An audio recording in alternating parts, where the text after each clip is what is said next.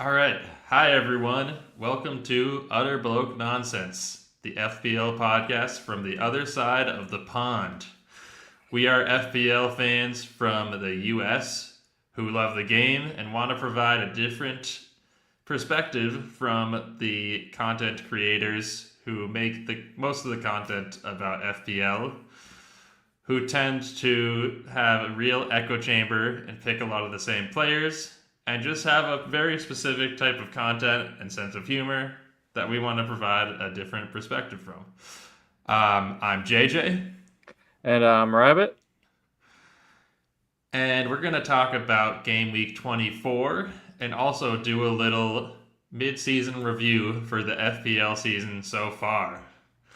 And today's been a crazy day for also in America, the NBA season with the trade deadline coming up. But we're not going to talk about Nikola Vucevic today. We're going to talk about the world of Nikita Yelovich. That's right, Let's FPL. go. Yeah, Oh yeah. I was workshopping that one. But yeah, pretty good. I think it was honestly. I mean, it was a high scoring game week overall, and hmm we both did pretty well. So I think we can bask in the glory a little bit and just enjoy positive game weeks, and then talk about what we think about the season so far. I need to share Indeed. my screen here because I forgot to before. But I can do my team results first, and then Rabbit can follow up. But yeah, 68 points for me this game week. That is 6 points above the safety score of 62. It's a 6 point green arrow. As you can see here, the real MVP this game week was Nordi Mukiele, who's becoming a bit of an FPL GOAT for me. I've had him since his, I think he had played one game for Sunderland because he was pretty much a deadline day transfer for them over the summer and then slotted immediately into the team. But I've had him since he was 4.0 for sure, probably since game week 3. And he's just ticked along. Really good for DEFCON, really good for attacking returns, surprisingly, actually. And Sunderland at home are really a clean sheet machine. So 9 pointer this week. He got the assist. He got that clean sheet. Robbed of a Um, bonus point. yeah, he was robbed of a bonus point. FBL Towers, you need to answer. I feel like every season we have this debate, and it's kind of crazy. It doesn't make a whole lot of sense because it's not like there really is a reason to hard deadline so hard on that last day of an FPL game week, but they do it, and so often if someone plays on Saturday, you'll see them relitigate and reevaluate the bonus points throughout the week. It's a little annoying, like we talked about it with Gabrielle and some other players. But you'll see scores fluctuate as they realize, oh, okay, this Ballard clearance that we thought was a clearance actually wasn't because it doesn't meet the criteria. Whatever it may be. But yeah, this game week specifically, Nordi Mukiele, the everything was locked in. He was just one BPS point off of getting a bonus point. It appeared on that bonus point chart. And then people looked back and they did the math and they looked at um, some of the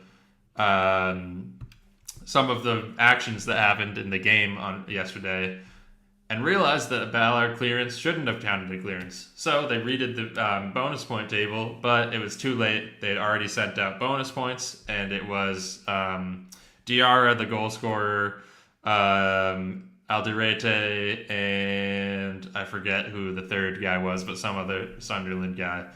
And Mukiele should have gotten one bonus point. So I could have had a 69 pointer, which would have been nice, pun intended. But I'll take a 9 pointer. A thing that's really nice about having like Monday fixtures, and especially when it's a game like Sunderland versus Burnley, I kind of knew I was going to have a green arrow, and it was just a matter of how big the green arrow was because my whole team had played except for Mukiele, and he's a differential. Not a lot of people have Sunderland or Burnley players starting. And yeah, if you started Dubravka, that was a mistake because he got 3 put past him. But yeah, Mukiele, just an FPL stud. Trevor Chalobah had a decent game week for conceding 2 goals. West Ham are kind of on a scoring streak here. They've put up multiple goals in a lot of games in a row now, and especially Bowen and Somerville are they've gotten goal contributions in a lot of games now, and I think consecutively. But the Trev bonus points are huge, or the Trev DEFCONs are huge. He's become a really good DEFCON guy, and he's just becoming a popular FPL asset, so I'll take it. David Raya got the clean sheet, one of the better goalie performances this week, so very happy about that.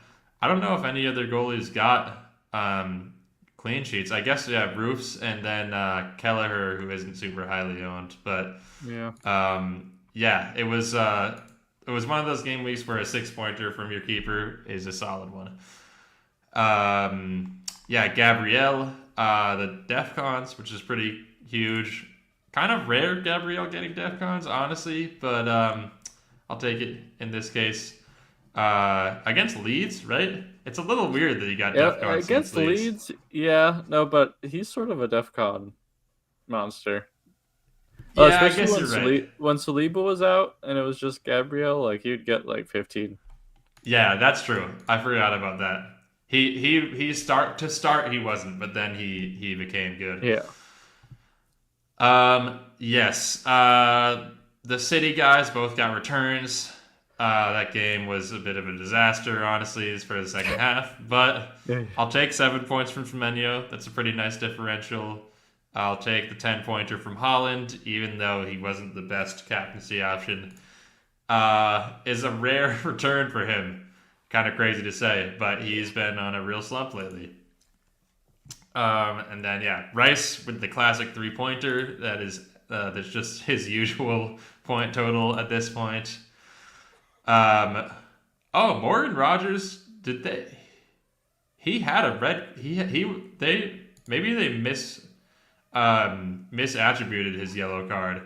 Because at one point I was looking at in the game, he had a yellow card and he was only on a 1-pointer, and that was like the 85th minute. But maybe that was a mistake. Regardless, not a good performance from him. I mean, I don't know. That 1 point doesn't make that much of a difference. I still like him as a player. He's former City and he's really fun. But for FPL, I'm getting a little annoyed with him because he hasn't scored any goals since I brought him in. He's gotten 2 assists, I think. Both of them were on like the most ticky-tack lateral passes that just got like smashed in right after, which is funny. FPL Andy, Let's Talk FPL was also talking about that on his pod, and I was like, yeah, we talked about that a couple weeks ago. Like that is the Morgan Rogers experience right there. And then at this point, these guys are like not differentials at all, but I'll still take good returns. Bruno with the 2 assists, with the 2 bonus points, the very, very late assists that gave United, honestly, maybe a little bit lucky win. But I'll take the FPL points from that. And then, yeah, Enzo, also late contribution. And yeah, with both Bruno and Enzo, we've talked about this before. It's nice to have a player who's so involved and does so many good DPS actions that, like, if they score, no matter if it's literally a game with 5 goals in it, like this Chelsea game was, they still get bonus points just from being involved in, like, everything. So, an 8-pointer for Enzo is awesome. I'm glad that he's in my team. And yeah, Krupi Jr. from the bench. I talked about maybe starting him, but it was always between bringing in Enzo this week and then benching Krupi, or starting Krupi and then bringing in Enzo next week. And so at the end of the day, I think I'm glad I picked Enzo over Krupi, even though it's just a 1-point difference. As well, it must be said, I did transfer out Ugo Ekitike, who had a big return this week. That was a negative 6 point loss, which is crazy because Krupe Jr. had a nice game too. But overall, I did gain. Ekitike enabled these other moves. Downgrading Ekitike allowed me to bring in Enzo and Bruno, who combined for 15 points, which is more than Ekitike scored. So overall, I gained some points. And yeah, even like I feel good about Kruby moving forward. I don't think he's nailed, but he's 4.6. So if I have to start him, I will. And honestly, my slightly hot take that maybe is just spawning from some frustration with Rodgers is that Krupe might be a better FPL asset than Rodgers. I yes. would definitely consider starting Krupe over Rodgers moving forward. Just because Rodgers is a bit of a fraud. I like that. Yeah. I mean, I like the guy. I don't want to go too in on him, but it's frustrating. No, he's been like honestly like talking about I guess mid-season retrospective. He's been one of our worst transfers for sure. Yeah. Like yeah, seriously, I remember at the time we were just like, "Oh, we should." I mean, there's no real downside except for all of this blanking. That's the downside. Yeah. Probably should have thought about it more. Like, yeah, we were point chasing for sure because he was coming off of 2 double-digit alls. To be fair, I don't think it's not like there are other midfielders who would have like blown him out of the water. In that time, at least that we would have picked. Like Harry Wilson, if I had just gone straight to him instead of Rodgers, he scored a lot more than Rodgers in this time span. Or even like Guimaraes, if who I actually was sort of considering, like that would have been an upgrade. But Guimaraes has missed the past couple of game weeks. And Harry Wilson, I think, only really became like an actual template or more of a popular pick a couple weeks ago. So I don't think we could have seen that coming necessarily. But still, Morgan Rodgers might be on his way out for me. The thought process at the time was Villa are too good to ignore at this point. Exactly. And you need who's gonna be their best player in terms of FPL, and it was obviously Rodgers at the time. That's I think why we like sort of bullied into it, but I with feel facts like and logic. Still is, but they're just a confusing ass team. Like like if they're gonna score a goal, if it's gonna go through someone, it's still the most likely to be Rodgers. But they like exclusively score jammy like weird goals with the randomest players who like have just come back from injury or like are just like randos. And so yeah, I feel like the logic wasn't too unsound, but it was still a bit flawed at the end of the day. In terms of future transfer plans, I guess I should say I am probably going to roll this week. I'm going to start either Dallo against Spurs away or Cash against Bournemouth away. Neither of those feels great, but there actually aren't a lot of defensive options for this week specifically. And next week, a bunch of teams have fixture swings where there are good defenders to bring in and good options. Munoz, because Palace have a fixture swing. City have a bit of a fixture swing, so I'm definitely targeting Mateus Nunes, who I've mentioned a bunch on this pod before. And yeah, I think that it's probably worth rolling a transfer this week just to give myself more options with some of these fixture runs coming up. But yeah, I also think that, Bournemouth have a nice swing too. Yeah, Bournemouth actually, I mean, honestly, Villa at home, looking at Villa right now, I don't think Bournemouth, Senesi is a pretty good option this week. I've been thinking about that, but I don't think he's necessarily way better than like Dallo or Cash. Like he probably will get 3 or 4 points. Maybe they get a clean sheet because Villa are just a bit shambolic right now. But yeah, yet to be seen there. But those are some of my transfer thoughts. I'll pass it over to Rabbit. And yeah, you can share your performance. Oh, by the way, Beautiful. while you get your screen ready, in our mini league, I am now 1 point ahead of you. I don't know if you noticed that. Tragic. So stop the count. The season's Yeah, over. just yeah. No secret bonus point is gonna swing in to save me this time. Yeah, Uh, actually, I should probably be 2 points ahead of you. so If we're talking about those bonus. bonus points are fake. Okay, Yes, this game is fake. abolish the bonus Fantasy. point system. I'm with you. It sounds. I think realistically, this is my honest opinion.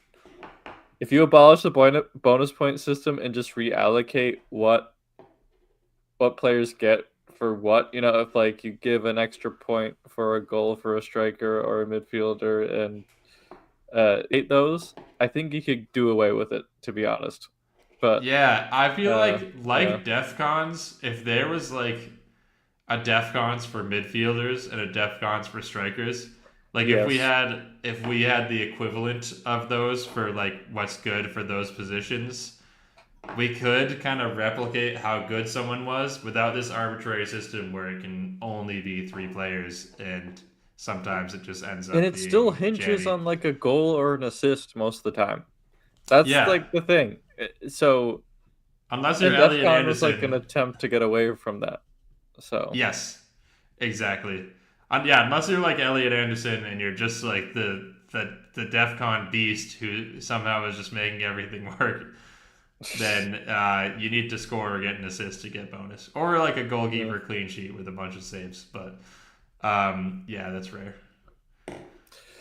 Word. Is my screen up? Yes, we are Beautiful. seeing you here. The Four. Pickford disaster class. No. It's picked for disaster class, yes. But a 4-point green arrow. Finally, a green arrow on a week that is relatively high scoring. Star Oh, of the true. Yeah, week. this is ducking the trend. Mhm. Truly. Star of the week, Ekitikaka, finally returned. I did say, like, before the Newcastle Liverpool match, I was like, this is Ekitike's last chance. And yeah, he took those goals extremely well. He could have had a hat trick. He was actually he like really scuffed a chance in I think it was still the first half where he scored those. And yeah, so I think I'll keep him for the City game. I don't know how long it'll last. I mean, his injuries like record has not been fantastic this season. That's been a little frustrating while owning him. But yeah, looking at my threats, honestly, judging from the threats, it looked like I should have had a red arrow, but it just seemed like the threats were sort of not the most serious, I guess, in terms of the Oh, ownership. did you bench Uh, Wilson? I did bench Wilson, Ah, smart. but I mean, none of the. I mean, I could have. I probably should have. I guess.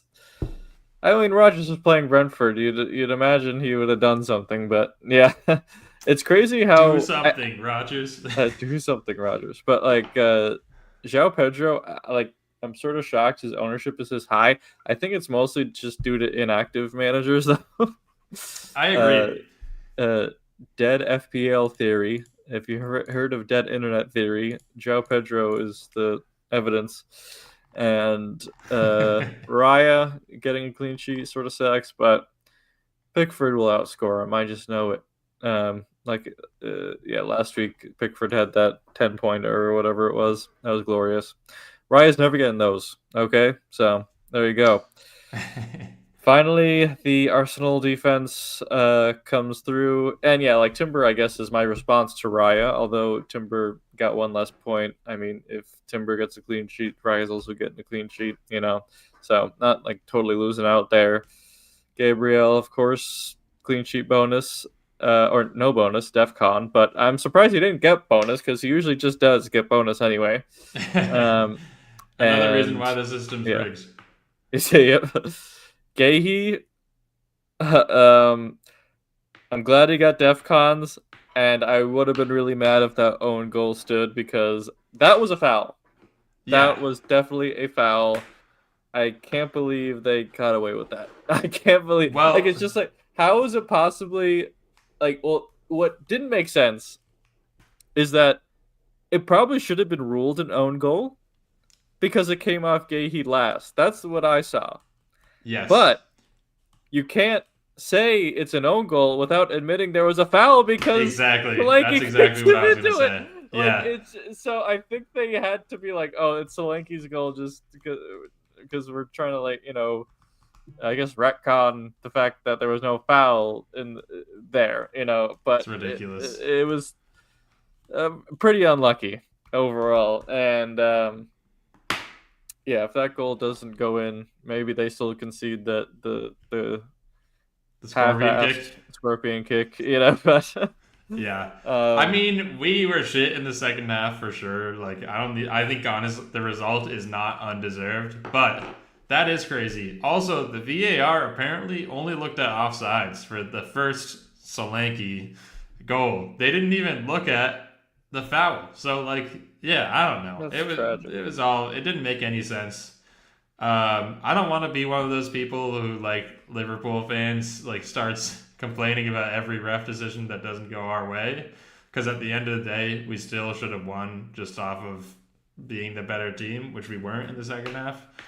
Um, but yeah, it's frustrating for sure.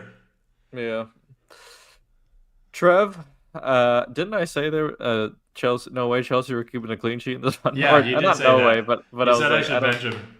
Yeah, yes. But three is whatever. I mean, yeah, I mean, I was not starting Anderson, that's for sure. So that ended up being a good call. For Bruno, sure. Yeah, United away or home, honestly, yeah, is a bench for a defender unless they like Arsenal players. Yeah. yeah, um, Even actually, Arsenal were that was 2 weeks ago. They were terrible, and they conceded 2 goals or three. mhm. And I think that was a Gabriel like 1 or 2 pointer. Yep. And it's so good to have that double defense, double Arsenal defense. Rice blanked, yep, against Leeds. Pretty disappointing, but finally something from Captain Holland. And yeah, he almost scored that weird chip thing with the scramble in front of goal, and that Yeah. would have been sick. And well, didn't he have another chip opportunity? Like, or Yes. Yeah. was Yeah. there He maybe? had two Yeah, chips. The scramble in front of goal. That one. I mean, that one was that was weird. the only thing he could have done there. Like it was just an Yeah, audacious attempt because there were 5 people in front of him. yeah. The chip, he had a breakaway that he tried to chip Vicario on that I think he probably could have, if he basically used any other technique, he probably could have finished it. It was a weird bouncing Hmm. ball, so maybe he just wasn't really able to control it and get any other contact on it. But yeah, he's been sloppy in front of goal lately, and he needs to step it up. I was watching some old Holland highlights from last season, and he was so clinical. And I'm like, Reminiscing. damn, we're kind of missing this year. So it's tough. Yep. And that being said, even though Holland's been bad, it is sort of nice having the like Holland captaincy like actually be effective, I guess, for once. Yeah. Oh, for sure. Yeah, it got So points. It I'm wasn't gonna a two keep pointer captaining him. I'm gonna keep captaining him. I don't care. over Bruno uh, against Tottenham. That's a discussion to be had at least. yeah, no, that is a discussion. I But because Liverpool defense is also bad. yeah, Liverpool defense. I think they step up against good teams, but they are Yeah. questionable for sure. Um, and yeah, Akatike obviously good. Bench Wilsinho and paid off, and yeah, that's pretty much it. And in terms of future moves, I think I'm getting rid of Rogers for Enzo, and then transferring out Gilbert, Mark Guiu for Krupi, and then our teams will be almost identical. No, Yeah, but that's like wild. I did say last week that Evan Nielsen and Krupi are like on par in terms of assets, and Krupi did score.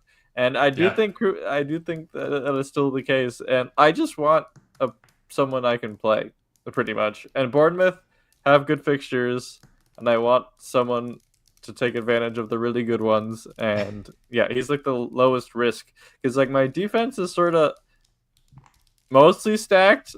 Like maybe I go Senesi instead of Gagey. That's the one I would probably consider, but I don't know. Gahey was also close to an assist and a goal in that match. Yeah. He was getting on the end of a lot of stuff, so He's really I good on still set feel pieces like still. yeah, And he's even playing if good he ball. Like, he plays concedes, through balls that open up stuff for us. So, yeah, I think he's still good. yeah, yeah. It's So crazy. it's He went from tough. like one of the most expensive uh, Palace defenders to one of the cheaper City defenders. I was just thinking about that. It's kind of funny.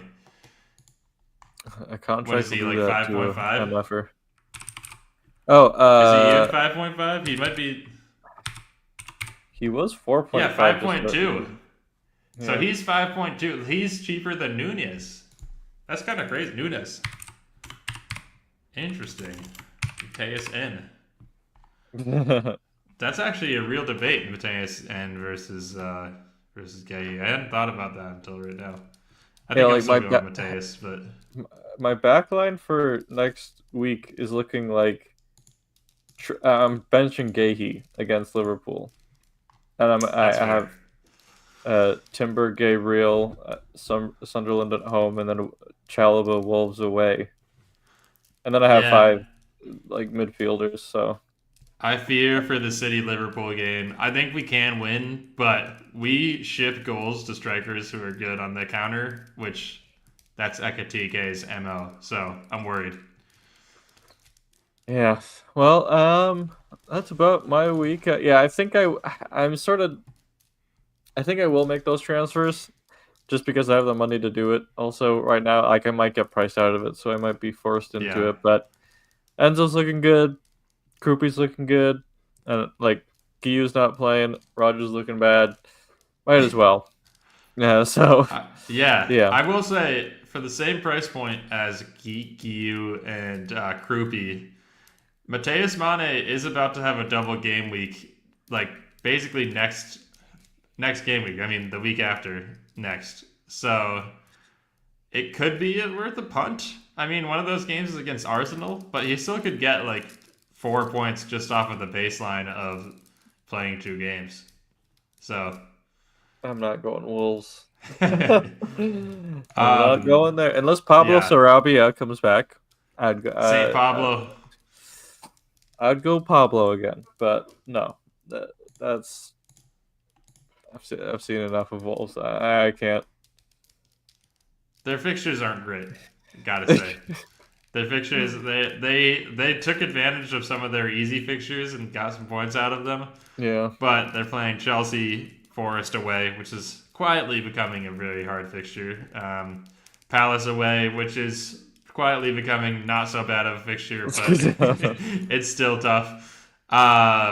Villa at home. I mean, they honestly probably could win that game, but Liverpool at home, Brentford away, Arsenal at home. Yeah, it's actually pretty tough. So yeah, Mateus Mane, awesome player. Like, I actually like him a lot as a player in real life, but I think if you're bringing him in, it's probably just taking advantage of that double. Like, he's not. He's also like, as far as actual goal involvement and like just where they play and how involved they get in the attack. Mateus Mane is sort of like playing as a center midfielder for them who like gets into the attack, but he's a striker in FPL. Groupie Jr. weirdly also a midfielder, but he's like a very attacking midfielder. I guess almost like a shadow striker. Um, And yeah, I don't know if you saw this goal he scored over the weekend, but it was a banger. We love Kroopy. Yeah. We love Kroopy. Kroopy fan club. Yep. Been a fan of him since his team of the season in last FIFA. Um, but yeah, real ones remember. Um, yeah, let's talk a little bit before we do our midseason recap. We should discuss the transfers in the Premier League this year. So I'm going to sort it by fee. Sorry, in this January transfer window. FootMob, honestly, I just like FootMob. They don't have the best as far as like their transfer values and the UI for looking at transfers. It's not amazing, but Mm-hmm. I guess the big one to talk about, Semenyo is kind of old news at this point, but Strand Larson to Palace just happened today. Got finalized. One of our midseason picks for for being a great FPL performer. What do you think, Rabbit? It's not gonna change much, and it's also weird that they're like Mateta wasn't moved on. That's awkward. Very That's weird. weird. Wait, like he actually wasn't. Yeah, that's such a good point. Yeah, I mean, he was thought like Strandy was supposed to be the replacement, Yeah, and now they're just. It's just like Mateta and Glasner stuck at Palace, and they both want to leave. It's like yeah. they're like, They're probably not the only ones either that oh want yeah, to leave no, any. they have like I'm sure Glasner's always like in the locker room, just like I know we all want to quit, but let's just see another day, I guess. It's like, Yeah. um, so yeah, it's pretty bleak at Palace, especially when you sign Strandy. Yeah, yeah. I mean, I was looking at his stats the other day and talking with you and some other people in our soccer chat about it. 2 goals in 22 games for him. That's super dire. Like that's just tough.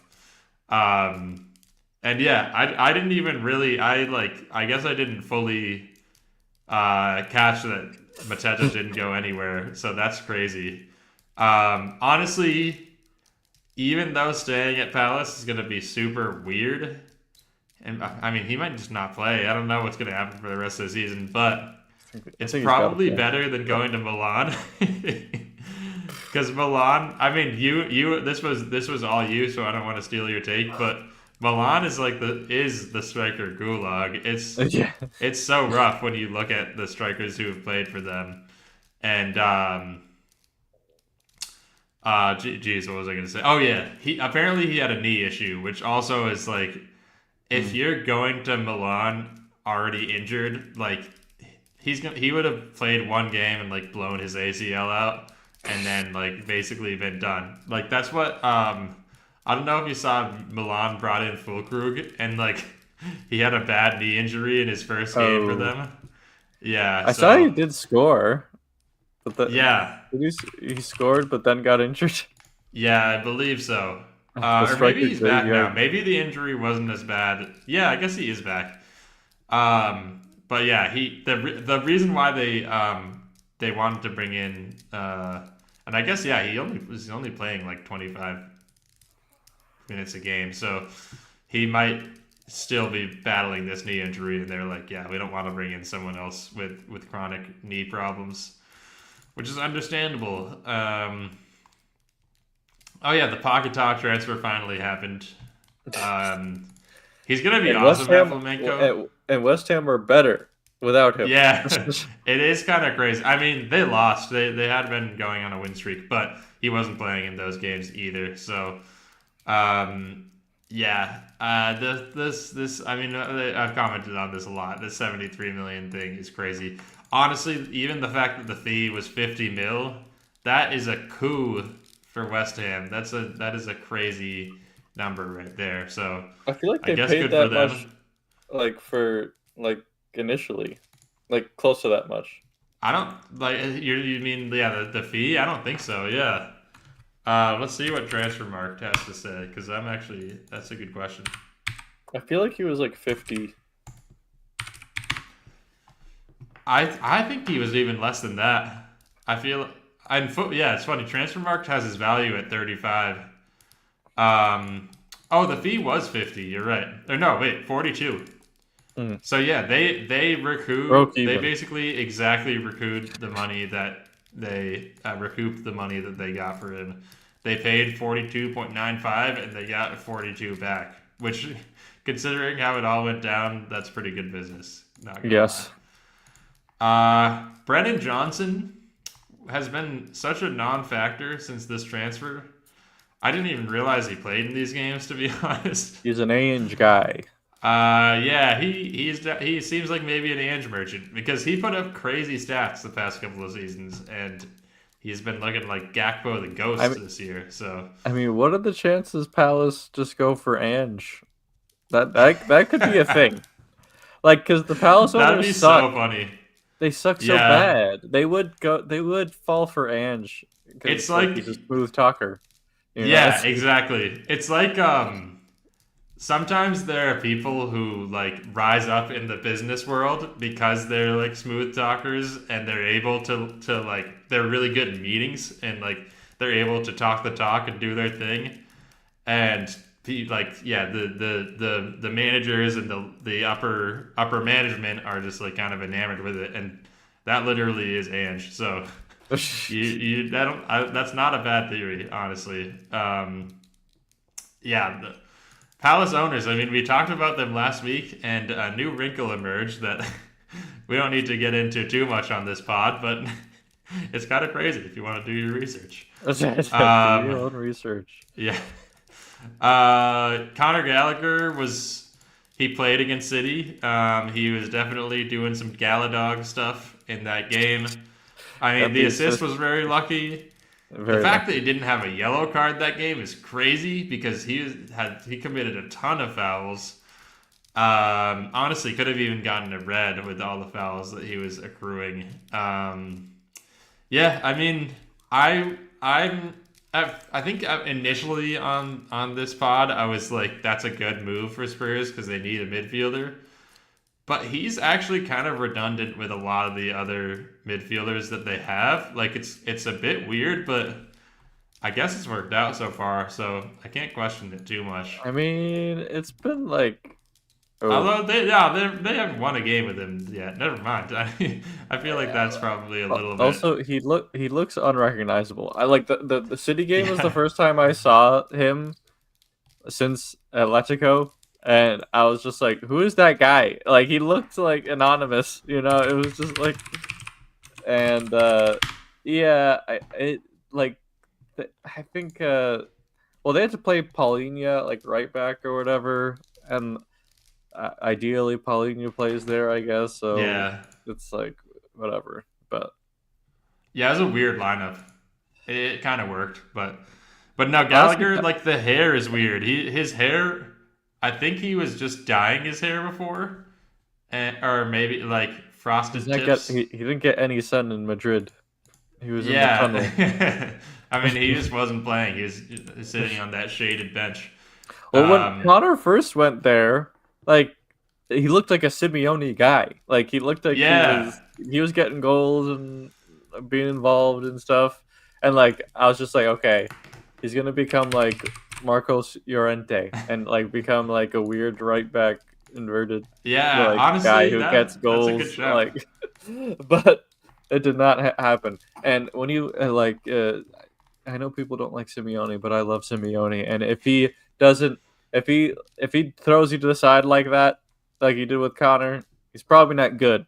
I'll just I have to say that. Okay, Nah, he I'm stuck with anti. Rodrigo De Paul for like 2 times as long, Yeah, and that like is true. But he's actually good, so that's not that surprising. I don't know. I don't know. um, honestly, I mean, I'm not really a Simeone guy, and their transfers continue to like just utterly confuse me. I don't know if you saw they brought in Lookman, I mean, he had to and go yeah, somewhere. like what their squad. Wait, what'd you say? He had to go somewhere. It was just Yeah, sort I of like a mean, weird last resort.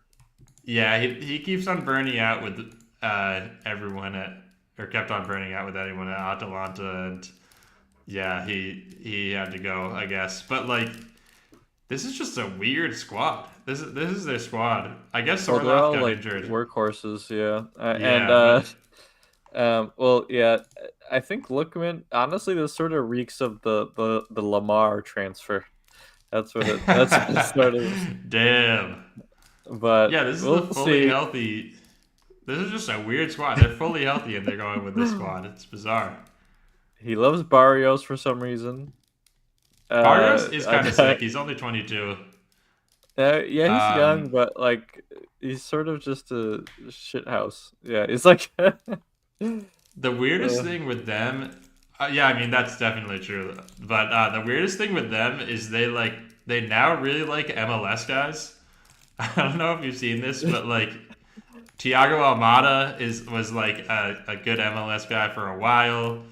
Johnny Cardozo never actually played in the MLS, but he is a U.S. men's national team guy.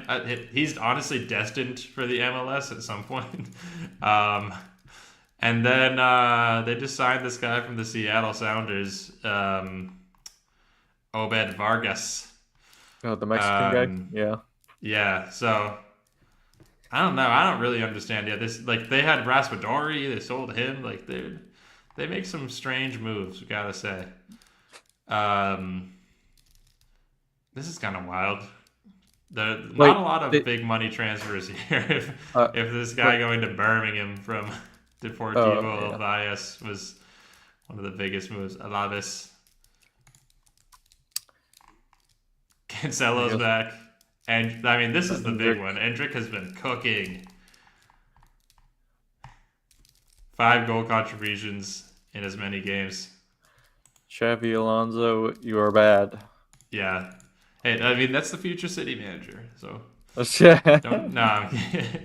I wouldn't be opposed. But yeah, um, let's look at any other transfers here to discuss. I think we could just do I some mean, this is disaster. gonna turn around. Yeah, this is gonna turn around the West Ham season right there. It's Disassi, a no longer good Disastri. He is. and I mean, do they really need? I feel like they actually like. As far as their entire team goes, they're not the perfect team overall, but I feel like their center backs are actually pretty good. So, I mean, Toby though should be in prison for what he did to João Pedro for over oh, the I weekend. didn't see But it. well, you saw the fight that happened with Yes, the yeah. Adama. Like Adama the Beast. Shout Adama out. saw red, or he didn't see red, like in terms of getting a red card, but he Yeah, was, I guess figuratively seeing red, yeah. and Cucurell's had it coming. Is all I'm but gonna say. I mean, I don't see why he needed to toss him like that. Like he He sort of just like did. I don't know if It's he was super like shielding the unnecessary. ball. Yeah, like It's he was like he awesome. fell over, the ball's out of play, then he just like sort of like pushed him, and it's just like. But like after Pedro and Adama like clashed, Tobito came out of nowhere and like put his hands on Joe Pedro's neck. And it should have been a red. Hey, But... yo. No, wait, didn't he get a red? Maybe he got a Oh red yeah, he did. after. Yeah. Um, I feel like I don't know. Maybe Tadebo's bad. He was really good in the French league several years. Oh yeah, actually, this is kind of a stinker of a season. Um, but like yeah, I think Mavropanos is pretty good. I don't know. Yeah, none of these guys are really impressing. Like, their ratings here. You're like, he's okay. Yeah, Kilman honestly should be playing more. I mean, But yeah, Kilman, no, they the got them. fall off from Kilman is crazy. But maybe that's just Wolves making him look good because Yeah. Well, I think did Nuno ever coach Kilman? I wonder. Probably not. I guess that's too long Oh, ago. he's an O'Neill guy. Yeah. Yeah. I mean, no wonder he looks so good. Yeah, he is an O'Neill guy. Oh no. He crossed over with Nuno though. Yeah, he was at Wolves forever. Yeah. Chelsea were thinking about getting him at one point. Yeah. Glad we I dodged don't that know. one. Like Nuno usually is pretty good with center backs. So for these guys, for this, I kind of get why the Disasi was in the cards for them because it's a bit of a disaster. Evil Sox, Tyreek George. That's interesting. Didi Fofana out on loan again. Um, To the Strasbourg Gulag. yeah. Ortega to Forest is cool. Good for him. I'm Is he happy gonna for even him. gonna start? It's hard to tell. I don't think. I don't think. Oh man, why am I blanking on our podcast? Our podcast mascot. Um, Daichi? yeah, I don't think Deitch likes any of their other keepers. Like he's just been running a rotation with them. He has, yeah. So and he's really quality. I think there's a chance he starts. I'm surprised he went for so little. It was like He's not on a even a huge mil. contract, so Okay. I think it was just in order to take on the contract. They're like, we will basically give him for free, but you just gotta pay the contract now. Yep. And honestly, we might have even paid some of the contract too, because his contract is kind of massive for a backup keeper. Not like going to a non-top five Premier League club. Hmm. But yeah, all right. Oh yeah, wait, one more thing. Where is this guy? Uh, oh, I thought this was Vinny Souza for a second. I think he plays in Germany now. Um, there's another interesting transfer somewhere Was it around here. what the Ivory Coast guy to Palace from Villa? Um, wait, who? The I don't know how to say his name, but he's the Ivory Coast guy. He's from Villa Oh uh, yes. to Palace. Yeah, Yeah, yeah, yeah. Gasson, Evan yeah. Gasson. Yeah, that was interesting. No, actually, I wanted to comment on Ryan, who scored a goal. Or no, he had an assist already in that Bournemouth game. So, just interesting to keep an eye out. I feel like if he plays well, he could be a minutes. He could take minutes away from Krupi and even Nielsen. So, kind of interesting. But Hmm. yeah, I think we should get into our mid-season recap. Yes. Um, so yeah, I'll actually. I'm just gonna stop sharing. Yeah, those are the internal documents. We can't. We Yeah, can't show. you can't leak those. That's some important information about Tierno Berry and Iliman Njad. Yeah, yeah. Uh, Insider knowledge. yeah. Um, Okay, so yeah, let's go through our table predictions and our preseason breakout stars. Actually, first, we should do the DEF CON talk. We've been talking about doing this for the past couple of episodes, and then time has gotten away from us, but we're Hmm. only at 48 minutes right now. We've got so much time to spare. Yes. Um, Yeah. so yeah, I'm gonna let Rabbit wax poetic about DEF CONs. Yeah. Just checking in to see how this whole experiment is going, I guess, because it is, a new thing for FPL. I don't know if it's been all that successful.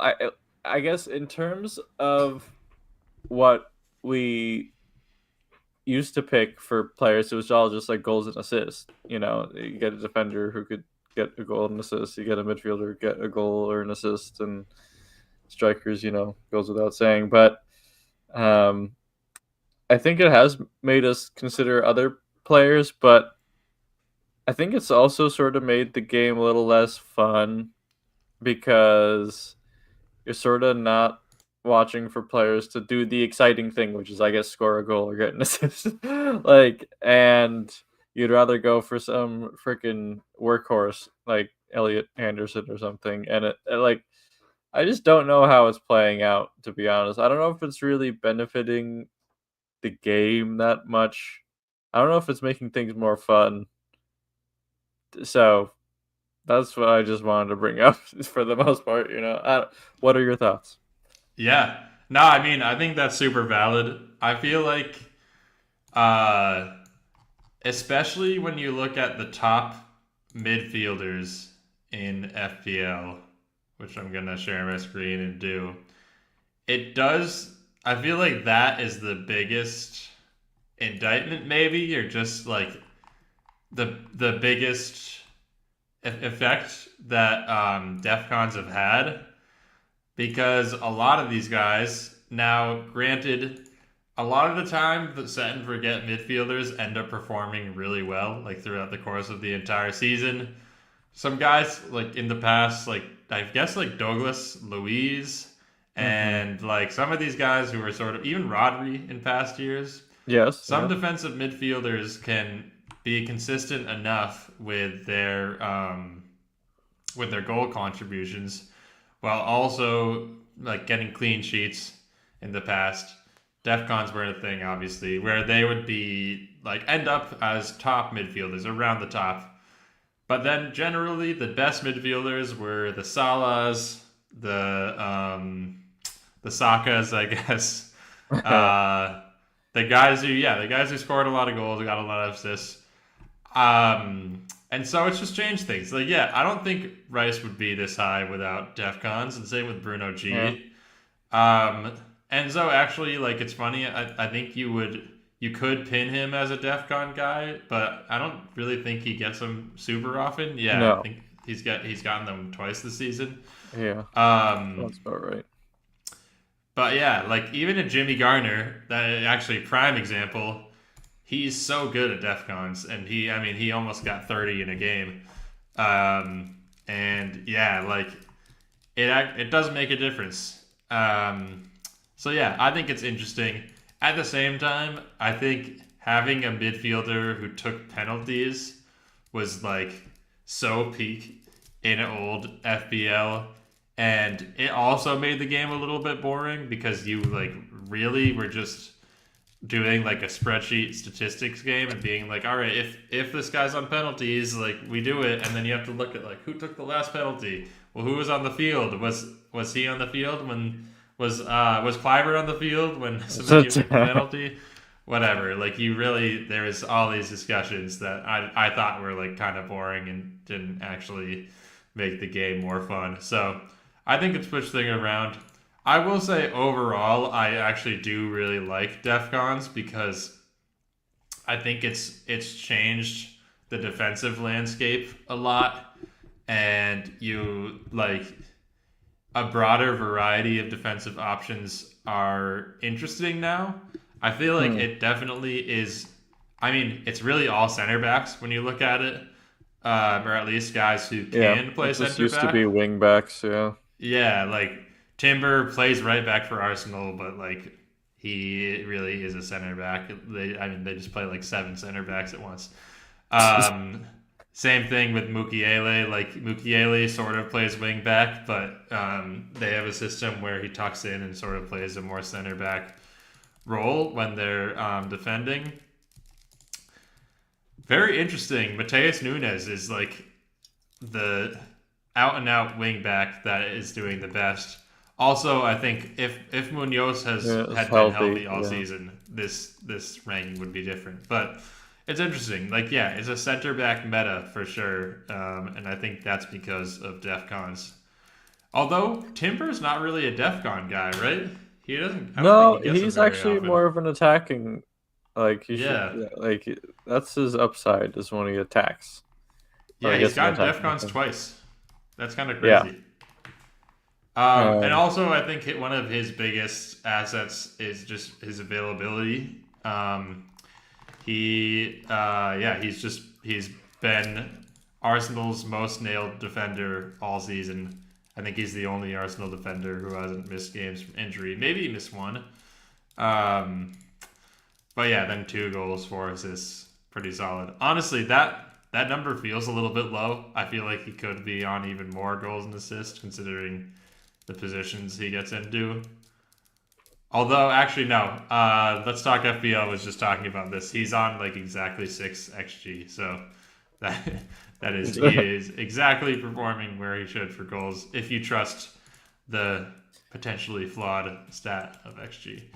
Yeah. Um, Well, I mean, But I guess yeah, does DEF CON, it's changed the calculus so much. Is there any going back? Could the game take away DEF CON and it wouldn't be weird? And I think yes, it'd be too I think weird to so. take it Yeah. away. I mean, it's sort of like the Ass Man, the assistant manager chip. Well, the This Ass Man was. season, this season we're just like, what do we even do? We can't. I can't like. I just want to make sure I have funds available. Um, take the funds away from the rest of my team to buy a manager that I will only have for 5 weeks, and then I have to reallocate those funds after. I mean, I just love that. I really miss it. Um, no, Yeah. I can't believe they introduced that mid-season, and we're just like, yeah, you can do what you want with it, guys. It's Yeah. so stupid. Yeah. And like the sorry, another aspect thing, the Yeah. like table changes aspect of it was Yes. so messed Oh up my God, that was because like I wanker. had Yeah, that slot was just and yeah. and Everyone wants slot like slot. on paper seemed good, but they just were in first for the entire time, and I think you picked Moyes, and I got a Moisey that 20-pointer. Yeah, and then yeah, I think I that was got a crazy. Glasner. Glasner was pretty good too. Yeah, Yeah, but the I mean it Moisey was fun. 20-pointer was huge. Yeah. Dropping the bit, it was kind of fun. The 20 points from Moyes. They jumped up like a bunch of table spots, and like I forget what they even got points for for those, but it was It something was like crazy like it was that. like 3 points for a win, and then if it's like above an opponent 10 places higher than you, it's like Yeah, 10 points. It was so bad. Yeah, no, but yeah, I the Assman chip was always out of left field, and it was always experimental, which made it okay to take it away. With the DEF CONs, it feels like I would just be cool. I mean, I guess I already mentioned it, but I think I'd be cool with taking away DEF CONs if we're going to reallocate how the other points are given out. In terms of like what is a goal for a defender? What if it's like 7 points?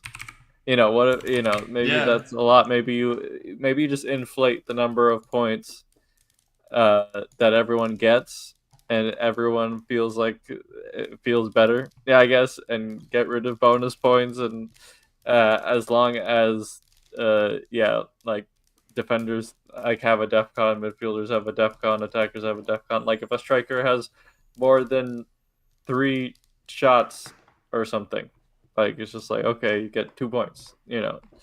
Because yeah, but yeah, those are more complex questions. Also, being able to change your captain or making a sub, I think should be a thing. I think it's sort of dumb and archaic that FPL sort of works that way, where you just can't make a sub, like with the leak stuff last week, and just being able to swap your captain as long as the game week is going. Like why, you know? yeah, that's true. It's not like it is arbitrary, really. Um, James Harden just got traded to the Cavaliers for Darius Garland and a second round pick.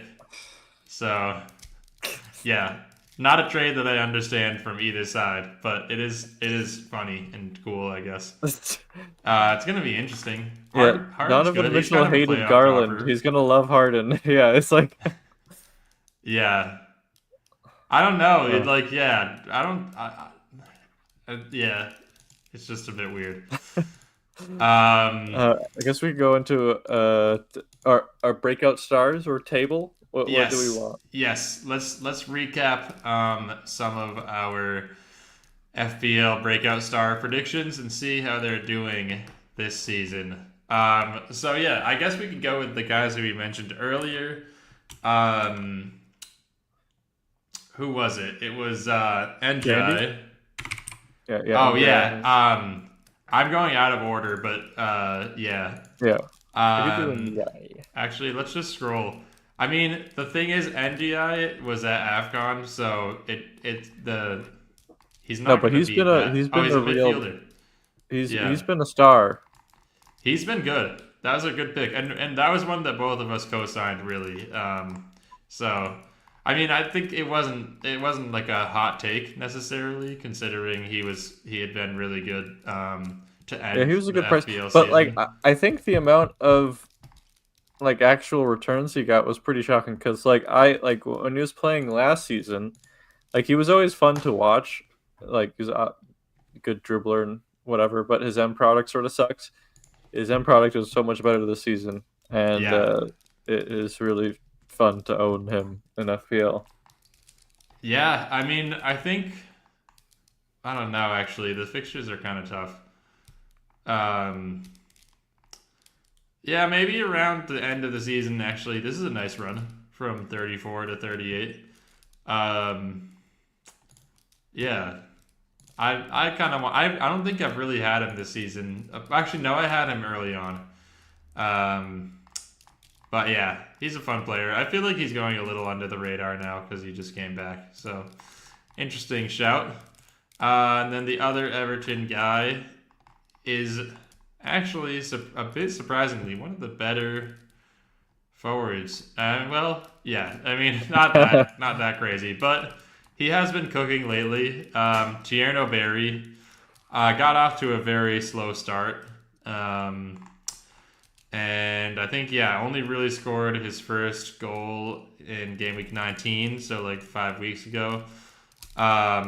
But since then, he has scored in every game but two, and he is looking like a key cog in that Everton attack, playing around 90. I mentioned him as an FBL option probably in the last episode, but or maybe 2 episodes ago. I still like him. I think he's good, especially he's only 5.7, so it's a very cheap striker option there. Speaking speaking of cheap striker options, though he's more expensive than Tierno Berry, which is crazy. Mr. Two Goals himself. The Wolves' revenge game might be crazy though. Yeah, it could be. Although, I wait, mean, yeah, wait. Oh, yeah, 1 goal, 1 assist. He has 2 goals contributions. Yeah, the Wolves revenge game. That's game week 27. Low key good fixtures. It is a huge question mark though. Like, who's gonna start at striker for them? What's the minute split gonna look like between him and Mateta? I'm even. I mean, he went for a big transfer money. I think it's like he probably is a good player, and I think he. I mean, he's only 24. I think maybe 25. I hope he finds a good spot in the Prem where he can start to haul. But I think that this was a flop. I gotta say, and some of it was because of his injury, but mhm. uh, not the greatest pick there. Um, you can do one of yours though, because I just did a few of mine. I guess we could start with Neto, Yeah, RXK Neto. a good one. Um, yeah, I mean, I should listen to my own advice because I haven't owned him at all this season, but he's actually been pretty good. Well, I think under Maresca, I think he's a Maresca guy, Yeah, and seems like it. that's sort of over, allegedly, apparently. So, uh, yeah, like I wouldn't pick him anymore, but I guess this has sort of been his season where he's getting more end product in terms of goals and assists, and yeah, it was just sucks because yeah, like I mean, it was like when I had a Chelsea triple up, it was like Cucurella, Enzo, and Pedro, and there was just no room for Neto. So yeah, I mean, well, yeah, I would advise against picking him up now, but I guess I was. Yeah, I'm gonna say that was a W though. I think so. I think it was a good pick. Yeah, I feel like if you owned him like game, maybe honestly even starting game one through like 16, he was. I think he was one of the top midfielders in the game. He'd give you a good return here and there. Yeah, Mm-hmm. I do think that with Palmer back and with Stavel, um, really becoming a big part of the rotation now. I do think that leaves less minutes for Neto. Also, it seems it's weird. I mean, I know you know better than me as like a Chelsea fan. It seems like Rosenior likes Gittins a lot. Like even though he subbed him on and then hooked him a couple times weirdly, he's playing him a lot more than Maresca did. So that's just Yeah, interesting. I feel like those he's like played in every game so far for them. that's just the owners in his ear being like, "You have to play him. You have to play him. We bought him for 70 million. You have to play him." Yeah. I mean, he does have Uh, one goal contribution, or actually a goal and 5 assists. That's not bad. Um, and yeah, he's only really played. He's made cameos in most of these games, so I don't think he's really stealing minutes from Neto necessarily. no, But no. yeah, I mean that Chelsea triple up that you mentioned would be looking pretty sweet right now. I don't know if we should talk about Pedro, but he's been on a bit of a roll lately. And yeah, Enzo, their fixtures are looking good. I mean, I'm still hesitant because yeah, I mean the West Ham game, I like when halftime came around, I was just like, yeah, put me like we can forfeit the rest of the match. That's okay. I'm like I'm good, and so like I'm happy we were able to come back, but that is a red flag. We can't ignore that. You know, like how do you go 2-0 down? And West Ham, they could have scored 3 or 4. They could have scored 3 or 4. They were dominating us. It was embarrassing. It was so bad. And yeah, we were lucky to come back. And like it just feels like I mean, I was sort of joking about it just a second ago, but like it just seems like the owners have their claws in Rosigne, and they're picking the team instead of him because it's always we have a garbage first half, and then Rosigne like is able to make some subs, and then obviously that's the team that should have started, and he's always playing defenders that have never played together, and it's the worst. You know, it's uh, so I'm still like not super. I'm not gung ho. Like Enzo is the only one worth a go, just because Palmer's probably not going to be playing that much, and he's on pens, and Enzo's been like pretty much the only consistent performer. I guess you could count Pedro as of late, but it's just tough because yeah, he did come off the bench last game. Minutes are a worry. He's not going to start every time because we're too dependent on him. It's tough. Yeah, it's true. Um, yeah, we'll see. I think Robert Sanchez had a bit of a stinker in that game as well. Like uh, I think the second West Ham goal was a banger. The first West Ham goal he could have done better on. The cross that like just kind of bounced in. Oh, that was sort of tough, to It be was, honest. and those do go Let's go in, in. Yeah. but yeah, it was tough. Um, all right, I can do another one on my picks here. My last one was Simon Adingra, who I will Hey, have to. He's not. Wait, is he? did they deleted him from the game? Yeah, or maybe he's not Wait, a are you looking at midfielder. midfielders? What? No, he's Yeah, he's not in the what? game anymore. Wait, is that? They No, deleted then. him. No, he was in. He was in He here. was I think so he was bad under they took him out of the Simon. game. Was it Simon? Yeah, I guess that's kind of wild. Wait, What? like I've he never seen a really? player deleted. What? Yeah. Maybe no one had him in their team. What? That's so funny. I Well, doubt that. actually, wait. I feel like if I go midfielders, Sunderland. or just go Sunderland, and then scroll through their midfielders. Whoa, how did that? That's weird. The Um, game is breaking. yeah. No, I guess he's just not in it anymore. What? Yeah, that's strange. No, this has to be investigated. What is Yeah, going that is on? weird. No, I Maybe saw they him in the replaced him with game. Nilsson Angulo. They just Yeah, did this a like for random like guy. swap. What? That's so They weird. nuked him. That's crazy. What? I don't get that at all. Oh yeah, a What? lot of people have Ba. Oh yeah, I guess just because he's 4.3. But Dembaba. Yes. No, yeah, but I know.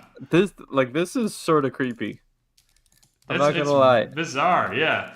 Well, It's that was a freaking bad pick if we bizarre. have a guy who's not even in the game Oh wait, anymore. That's he's showing up on mine. He's showing up on mine. Uh, what? yeah, I How? have him here. Oh wait, no, that's not why. Um, that's so weird. Yeah, he's just not. He's not in Not in my the game. browser Maybe edition. they know Yeah. that he was one of my picks, and they were like, "We need to snatch him from you." Um, but okay. Yeah, you could give your last couple. Yeah. Yeah.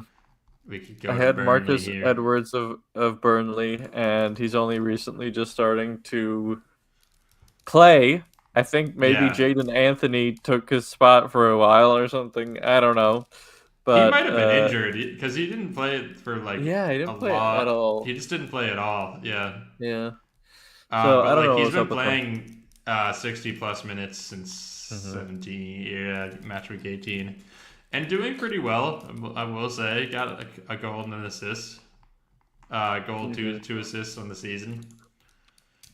And my last pick was Eva Nielsen of Bournemouth, and he has been outdone by Krupi. So I like Evan Nielsen's not a terrible pick, but I just feel like for his price, now that Krupi's in the picture, that's sort of tough. Yeah, You know, and maybe it's a bit of recency bias with Krupi, but I think he is honestly just better from an FPL perspective. So yeah, yeah, good pick, but frustrating. I would say for Evan yes, Nielsen. And yeah, I feel like Krupi is encroaching on his spot game by game, where he gets a goal, and even Nielsen disappoints. So we'll see. yeah. Although even Nielsen has also gotten a couple goals lately, so they might just be a rotation it's going to be something to think about. I'm glad that neither of us picked Gyökeres, despite him getting his Me first too. goal in a while. Yeah, we'll see. I mean, I don't think that you should think about bringing him in, even though he did get rested in the cup game. So He scored against Leeds. I mean, Arsenal have played Leeds twice this season, and he yes, scored against Leeds twice. So most of his goals have come against Leeds. I think good he for had two you, goals against dude. Leeds. So Yeah. yeah, I mean, he is. He seems like he might be a bit of a bad team merchant. Oh I mean, he did yes. score against Everton. I feel like They're most not strikers bad. are, to be honest. But it's like, Burnley, Forest, Leeds. Yeah. Yeah, I mean, that's kind of being a striker. You have to take your opportunities. So, yeah, it's like you got a hat trick against a bad team. It's like, yeah. Yep. The Igor Thiago effect.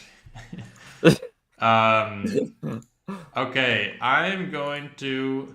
How should we do this actually? Let's talk through our tables, our predicted tables from last season. Should we go?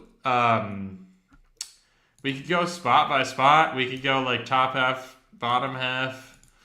Um, how I should think we we could do just this? rattle them off and just be like, I was right about this one, I was wrong about this one so far. Yeah, let's do Um, five at a time and talk through like let's 20 to 16, 15 to 11. Let's go yeah, through and do yeah. that.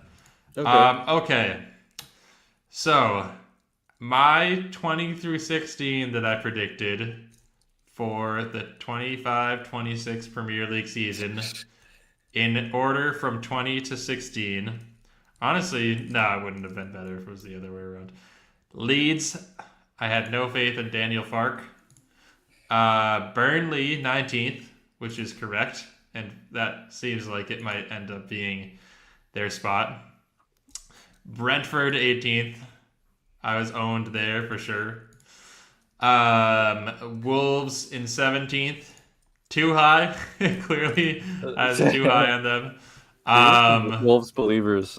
and then I was thinking that this was such a hot take, and that I was like a genius for this, and that at the end of the season we'd be like, "Wow, Sunderland didn't get relegated. That's amazing." So I had them in 16th. Honestly, pretty good pick. I think they're almost definitely higher than up at that. I should have the real table up as well. They're like ninth, right? Yeah, they're like mid-table. Yeah. Um, yes, they're eighth. So I doubled their ranking. But still, I'm happy. I think that not a lot of people were picking them to stay up, but I had faith, and they've cooked so far this season. So shout out. But yeah, what was your 20 to 16 looking like? Yes, I had Leeds at 20 because we're Daniel Park haters, but now we are believers. And Burnley 19th. There you go. Everton at 18th. So that's Oh, my first L. Yeah, I do have sort of a vendetta against Everton because I feel like they've escaped relegation too many times, and that this would be the time where like it all sort of their luck runs out. And moving from Goodison, I thought there would be bad vibes. Like there's been plenty of stadium moves recently that have backfired, like West Ham and Spurs. So I was thinking maybe the same thing happens here because God, the that new West Ham stadium is so dead. It's oh, it's like it's I mean so is no atmosphere at Spurs. all. Spurs Besides is the the same. bubbles, the bubbles are cool, but Yeah, yeah. yeah, Um, I had Sunderland at 17, so yeah, I have had them survive, and I had Wolves at 16. So pretty much, we're pretty similar teams there. yeah. We were high on what was Wolves, that guy? The Wolves manager. Vitor. Yeah, Vitor Pereira. Yeah. Well, because Feels he like 5 had managers ago. yeah. he did he closed out the season so strong last year. Oh Like yeah. I really think we were high on him, but I do think that I mean we could go back to the episode. I feel like we both did sort of doubt Wolves' personnel, like, and looking back at it, it's like yeah, they have such a weird squad, and they have some players that belong in the Prem for sure. Like Joao Gomes is awesome. I think Huang has proven that he could be on a mid-table team and do well. Like certain players are good, but as a whole squad, it feels really thrown together and not the best. I mean, Mateus Mane also like I feel like he probably will end up playing in Spain at like Atleti or something like that. But yeah, overall, we were wrong. they're really one of the worst Premier League teams Hmm. at this rate. I feel like. Yeah. Um, I do feel like Wolves' squad is not that bad. It just, which is it's weird, but and I didn't think Vitor was like again. I'm a Gary O'Neill guy. Okay, I think he's clear, but Yeah, I agree. Well, yeah, that's your maybe future manager now. So I know. Yep, and Vitor. I feel like it. Yeah, I just feel like he probably should have just got more points at the beginning of the season. And then like they could have been really horrible for the rest of the season and still finish 16th. But that was like I guess what I was thinking. I yeah, guess I could keep going. 15 to 11. yeah, go for it. I had Brentford, the Bees, at 15th. I knew they were not going down. They are built tough. Okay. Thomas Frank is assistant manager. Yes, a great system they've built at Brentford, and Thomas Frank's part of it, but clearly he was not the reason for their success. Yep. I had West Ham at 14th, and yeah, I mean it was hard to imagine they'd be this bad, to be honest. Because yeah, like their squad is not terrible, and yeah, I mean they had Potter at the beginning of the season, right? Like, Yeah. Jesus. I'm surprised you had them that high considering your I mean, Potter I league. just well, I think they were the best of the worst in a Yeah. lot of so yeah. I mean, so now they're one of the worst of the worst. So there you go. And I had United 13th, which if they kept Amarim could have been the truth, but they're really enjoying that post sack bounce right now, so, Yeah. and I'll probably save them from 13th. But I mean, I feel like I could see the new manager Sheen wearing off and Carrick kind of like he realizing that the reason why he didn't want to be a manager in the first place, why he said he didn't want to manage again. And the team not really caring. They're like, whatever. Like it's gonna be a new manager next season. He's just the caretaker. Um, and but yeah, I mean while they are they in fourth now? While they are in fourth, they're I mean it's yeah. I was gonna say they're 12 points off of. Wait, no, they're nine. they're No, 10 points, they're 10 10 points points off off of 13th. 13th. So that could be done if they can Yeah, skid. I mean, stay in the we'll middle. see. I they have 3 straight wins, and their next fixtures are against Tottenham and West Ham. The bloke might actually be able to cut his hair. That's all I'm saying.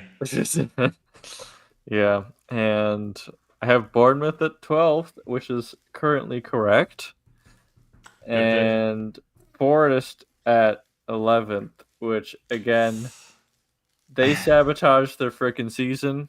They They should have did. never they should have never sacked Nuno in favor of the fraudulent Ange.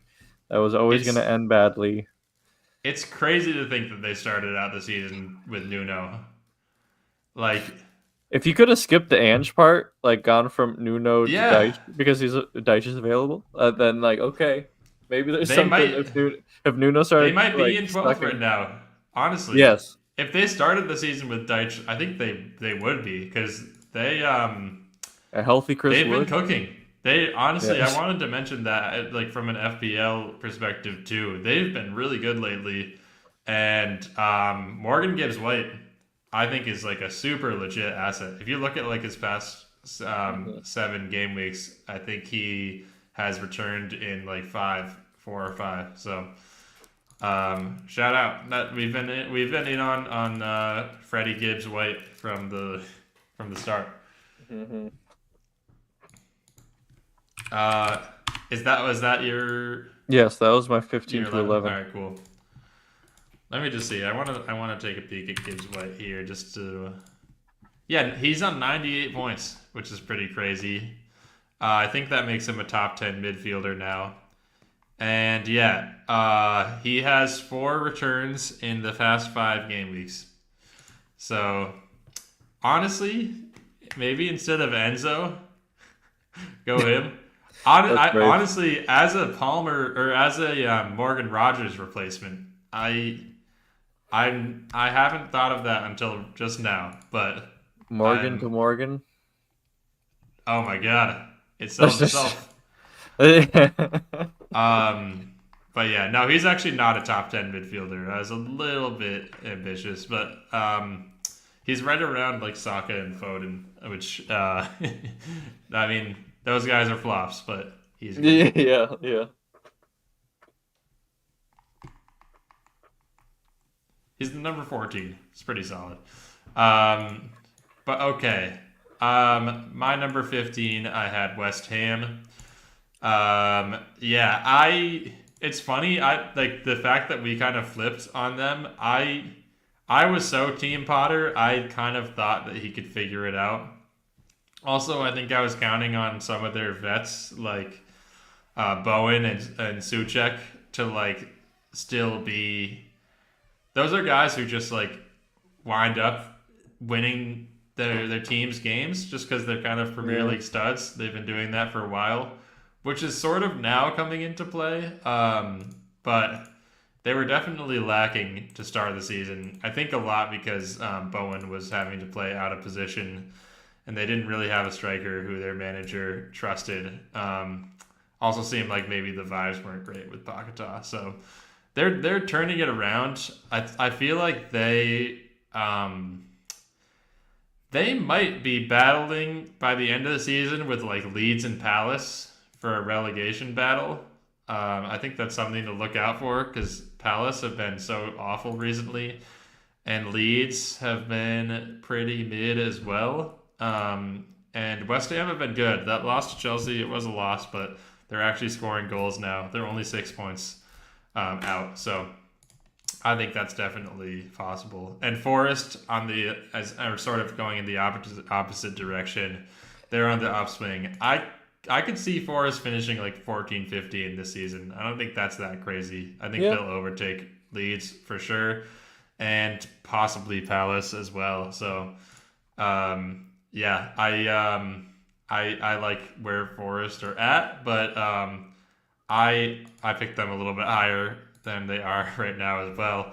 I picked Everton to be 14th. I think we were both pretty low on Everton this year, not really knowing how Moyes would do, and their squad doesn't look the strongest on paper, but Moyes is kind of just a magician, and he's able to do really well in the Prem. I mean, he's just had a sustained success in the Premier League, and his teams are never really bad. They might be underwhelming depending on like when he was at United, obviously, or the club he's at. But he's just a steady manager. So shout out to Moyes. Fulham at 13th. I underestimated them as well. Although realistically, while they are in 9th right now, they're not too like between 9th and 13th. It's a 3-point gap. So there could be a lot of fluctuation going on before the end of the season. I could see them winding up there, but for now, not a great pick. Then I had Forest at 12th. Like you, I was high on them, and I think they will finish higher in the table than they are right now by the end of the season.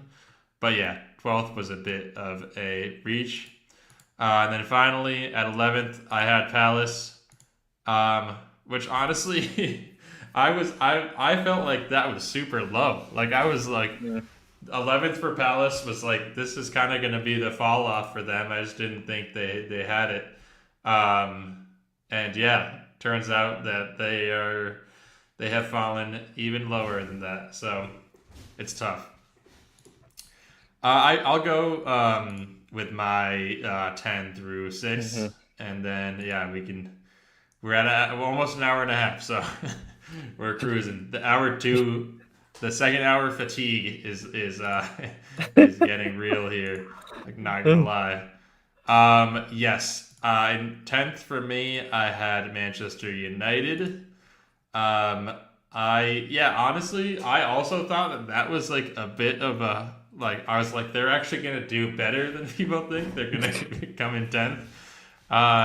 And yeah, like you said, I think if Amarim had stuck around, I think 10th probably would be like appropriate. But yeah, instead they are crushing it right now against all odds. Another tough pick, I had Spurs in 9th. I had a lot of faith in Thomas Frank. I did not realize the extent of Brentford's system, as we mentioned before. And so, yeah, I really I overestimated Frank. And also, I think I was a bit... I should have considered just Spurs being Spurs, which I feel like that is always a factor that you have to think about. Huge. And yeah, like especially like the fact that they beat City after this underwhelming of a season, that's classic Spurs. But yeah, frustrating to say the least. I feel pretty good about this pick because I think I zagged a bit against the popular pick here. And honestly, I mean, they like, yeah, between 11th and 8th, it's only 3 points, so it could change. but I did have Newcastle in eighth, and I feel good about that because they sat at 11th right now. Slightly underwhelming season, especially on the road. They really just don't pick up a lot of points at all. Um, I kind of thought that I knew I was being a little bit of contrarian. Like I would have thought that they would have turned it around at this point of the year, given their personnel and the investments that they've made and like been around a European slot. But no, yeah, they're in 11th, and yeah, they have back to back losses now. So they struggle. They continue to struggle a little bit. I had Bournemouth at 7th. Talking about struggling on the road, I don't know if you realize this stat, but Bournemouth won their first road game this weekend since August, which is insane. They hadn't won on the Absurd. road in like 4 months. So yeah, that's tough. I think they're a solid squad overall. Definitely losing Howson and Zabarni over the summer was tough for them, and then now they have lost Semenyo as well. They've had some injuries to key players, so definitely I think they could do better. And honestly, they've been pretty good as of late. They've won four or three of their past four. And yeah, they're not too far from the 7th. If they are able to gain 3 points on the rest of the table, they can climb up to 7th. So not a terrible pick. Similar situation, I think, with Brighton, who I think I'm just never gonna pick this high again, just because of how volatile they are as a team. Like that's just a classic Hertzler thing. Is the Hertzler rotation? Hmm. It's impossible to predict what their starting lineup is gonna look like any given week, just because of how much he rotates that squad and plays guys in unusual positions. Um, but yeah, I thought they'd do better just considering their squad and I thought Verbruggen was gonna have a bounce back season. I thought like De Kuiper was gonna come in and be like one of the best left backs in Big the league, Royper. and yeah, all these things that I thought were gonna happen just did not. So they're definitely not in six. I think like I said for the other two, I could see like Brentford climbing up. I could see or Bournemouth climbing up. I could see like maybe Spurs climbing up to ninth, but I I don't think that Brighton can climb up to sixth. I think that they are just too volatile of a team, and they'll continue to just be up and down. But yeah, that's my picks, 15 through six. And yeah, Rabbit, what are yours, or what were yours? I have Fulham at 10th, which is looking pretty good right now. Brighton in ninth, Spurs at 8th. And Spurs were like sort of the best of the rest in my thinking there, because yeah, I was not I did not think Frank was going to do well, and Spurs were going to be underwhelming. Let's not forget they probably should have got relegated last year. And Newcastle 7th, which is looking optimistic a little bit right now. And my big one was Palace at 6th. And if their owners did not hate Glasner so much, maybe this could be real. But even with, I think I made this even with knowing Eze was probably out the door. I still think if like Glasner had some type of support and kept Gahey to the end of the season, this could have been possible, because at the beginning of the season they were looking amazing, and yeah, it really fell off big time. So I feel somewhat like for like the first 6 or 7 weeks, it looked like a good pick, I think, even though they were getting a lot of draws, a lot of nil-nils and whatever. But they had like the best defense in, or maybe second best, because of Arsenal. But I still feel like it was a good pick at the time. but it is just sad to see how far Palace have fallen. Yeah, It and is. The yeah, fall off is immense. I'll just go 5-1 and wrap it up here for my table predictions. I had Villa at 5, looking pretty good. Yep. um, Feels spot eh, on at the moment. yep. Arsenal in 4th, which is looking very disappointing. I didn't realize you had them that low. That's a hell of And a I pick. had Chelsea at 3rd, and if we kept Maresca and the owners again weren't being self-sabotaging, then maybe we could get 3rd, and Liverpool 2nd, and Manchester City 1st. So, I mean, I guess I still have a shot at Manchester City 1st, but I don't think Liverpool are getting 2nd. And Maybe if City really fall off, but yeah, I don't think so. I don't think Chelsea are getting 3rd, unfortunately. But Villa could get 5th.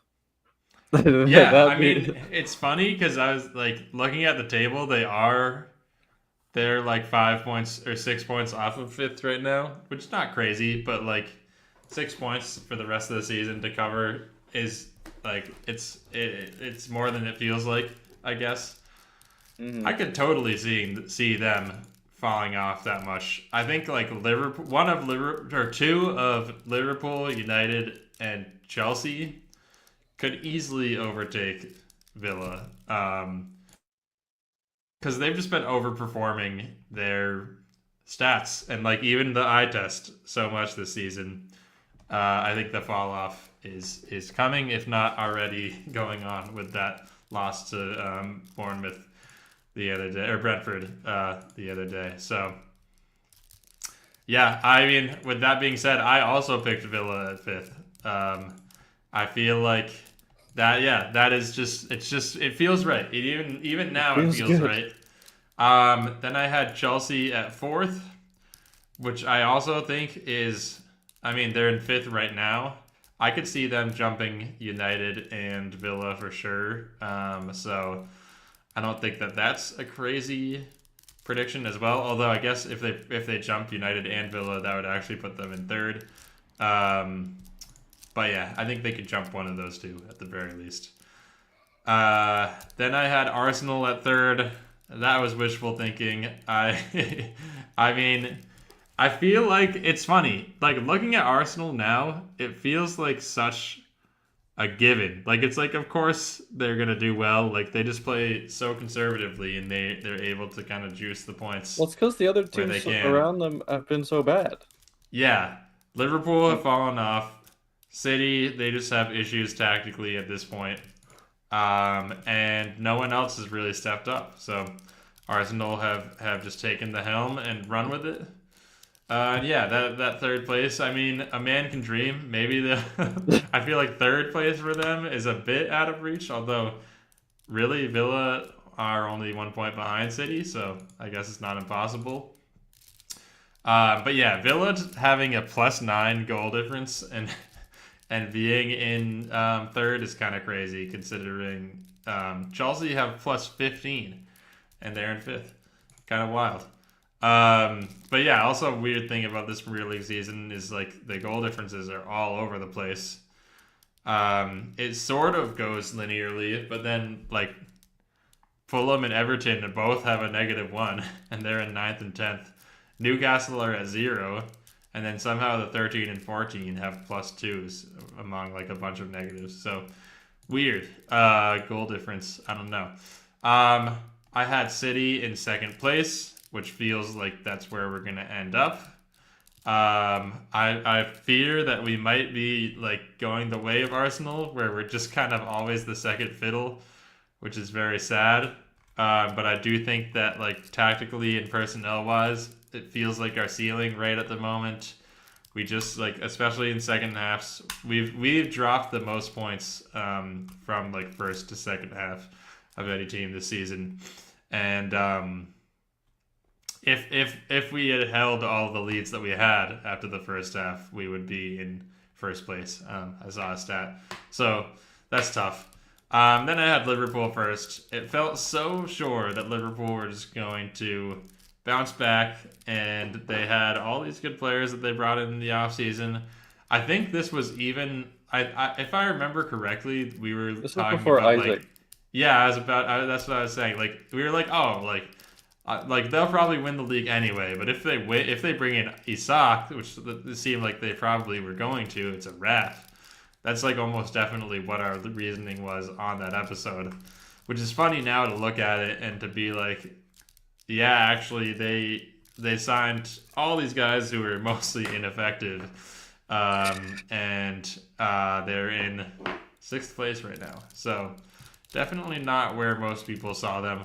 To be fair, sixth and fourth, there's only a 2 point difference, so they could definitely climb up. But it's still unexpected, and yeah, they're coming off. They had 3 straight draws and a loss before this win against Newcastle, so they were on a real skid. And between their personnel, they're like, yeah, it's been a weird season for them. Injuries for sure have been a part of it, but also just it's sort of like City last year where they were holding on to a lot of older guys, and those older guys just sort of became washed, getting older, and now they don't have new guys to rely on, and so they're forced to kind of stretch with Van Dijk and with Salah and with some of these guys. So that's not ideal, but I think that they'll be fine. I think they'll probably end up finishing in the top 5, actually. But yeah, that's our tables for the predicted tables for the Premier League season. They could still be right. They could Yeah, still. I don't think anything is mathematically ruled out yet. But let's see. well, except for Wolves, maybe. I was about to say I don't think that. I think Wolves could technically not get relegated, but I don't think that they could go as high as like 16th, which is kind of crazy considering that's only one Arsenal could still one finish spot fourth. ahead from not getting relegated. But yeah, Arsenal before Arsenal are gonna not win another game. They're gonna only draw for the rest of the season. Invincible for the rest of the season. Let me see. As they said. I think also for me, Sunderland 16th feels like it's sort of impossible. Like they would have to be really bad for the rest of the season. But yeah. Wait, where did I add Wolves? Yeah, Wolves 17th. Actually, Wolves could get 17th. It would take a real miracle, but it's not impossible. Wolves rise up. But yeah, what else? I'm trying to think if there's any. Did any managers get fired or what? I don't know why. I just like it popped up in my mind. Like maybe some managers. There's been so many, man. Tom Forrest have fired 2. Yeah. Oh, I meant like in the past week. But yeah. Oh no. I mean Thomas Frank probably. I mean he wouldn't have gotten sacked from losing to City probably. Yes, but he escaped. I think he bought himself some time. Yeah, he caught some slack there. I mean Glasner just like leaving. I don't know if they're gonna fire him at this point because it put them in a tough spot. But like him just being like I don't want to coach anymore. I wouldn't be surprised about. I mean, Burnley have been so bad lately. Scott, like, I feel like they could just be like, Scott Parker is not the guy, and like just try to scramble maybe to make up for the. I mean, they need 11 points to get out of relegation zone now, which is it's tough. Still 7 points ahead of Wolves, which is crazy. But yeah, we'll see what happens for the rest of the season. I think it'll be fun. We got some double game weeks coming up. Double game week 26. And then we also have a blank in game week 31. So just think about that in terms of FPL. Arsenal are blanking 31, and we'll see who wins tomorrow. City versus Newcastle. And then, I think that's it. So, I don't know if you have anything else to add. That was a long episode, so No, this is a mammoth episode. yeah. But we tackled some key issues in the it's FPL true. space. That's true. Well, yeah. Thanks for listening. What is it? Yeah, thanks, ladies and blokes. And Daichi, play us out. Yes. What is